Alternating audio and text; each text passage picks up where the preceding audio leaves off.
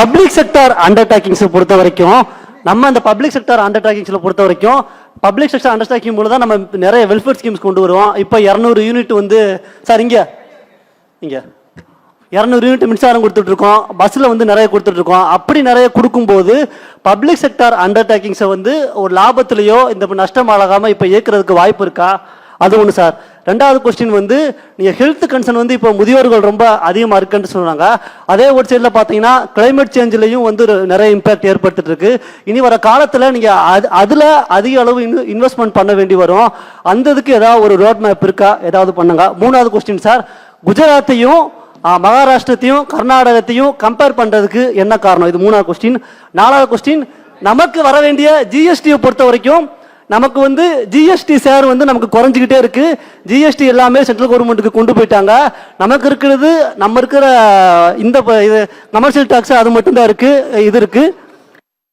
அப்படி வரும்போது நமக்கு ரெவன்யூ இன்க்ரீஸ் பண்றது சார் ஒரு கொஸ்டின் ரெண்டு கொஸ்டின் தெரியல. பட் இருந்தாலும் உங்களோட இன்ட்ரெஸ்ட்டை நான் பாராட்டுறேன் சார். இது இந்த கொரோனா பீரியடை பேஸ் பண்ணி தான் சார் நாங்கள் எடுத்துருக்குறோம். அந்த 2021, 22, 22, 23, 23, 24, 24, 25, 25, 26. ஏன்னா அன்னைக்கு இந்த வேர்ல்டே ஸ்டாப்ட் ஸ்டில்ல வந்துடுச்சு. So it is better. நாங்கள் எல்லா ஸ்டேட்டும் அப்படி தான் அந்த நிலைமையில் இருந்துச்சு. ஸோ அந்த ரீஸ்டார்ட் பண்ணுறதுக்கு அந்த கரெக்டான அந்த ஃபேக்ட்ஸை எடுக்கிறதுக்கு எங்களுக்கு அந்த பீரியடு தான், அந்த விண்டோவை தான் நாங்கள் செலக்ட் பண்ணணும். அதுதான் உங்களுக்கு ஆன்சர். பட் ரிகார்டிங் நீங்கள் பிஎஸ்யூ அந்த எப்படி நாங்கள் அதை ரிஃபார்ம் பண்ண போகிறோன்னு கேட்குறீங்க. Administrative collapse, what I'm trying to say is man-made disaster தான் இந்த நிலைமைக்கு உள்ள காரணம். ஸோ இந்த அட்மினிஸ்ட்ரேஷன் கொலாப்ஸை வந்து ரிஃபார்மேஷன் ஆஃப் ரெவென்யூ மொபிலைசேஷன் எல்லாம் பண்ணக்கூடிய இடத்துல the chief minister himself, honourable chief minister has directed us. So கண்டிப்பாக அது அட்மினிஸ்ட்ரேட்டிவ் வந்து டுவர்ட்ஸ் த பெஸ்ட்டாக இருக்கும், கரப்ஷன் ஃப்ரீயாக இருக்கும். ஸோ அதனால் definitely we can bring back to the normal position நம்புறோம். எந்தெந்த துறையில கோடி ரூபாய் கடன் எங்கெங்க அதிகம் சார்? சார் எந்தெந்த டிபார்ட்மெண்ட்ல வரி திட்டமிட்டிருக்கீங்க சார்? சார் 10 லட்சம் கோடி ரூபாய்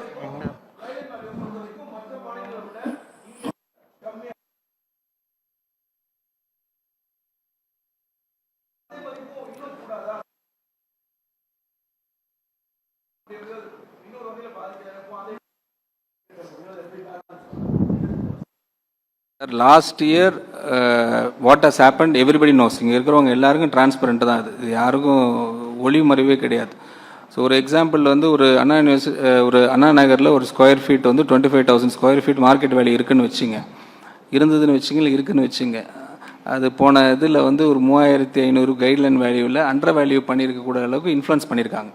அதோட அடிப்படையில் தான் அந்த லீக்கேஜ் நிறைய வந்திருக்கு. ஸோ அதுதான் நான் ஏற்கனவே சொன்ன மாதிரி எவ்ரிதிங் இஸ் அண்டர் அட்மினிஸ்ட்ரேஷன்.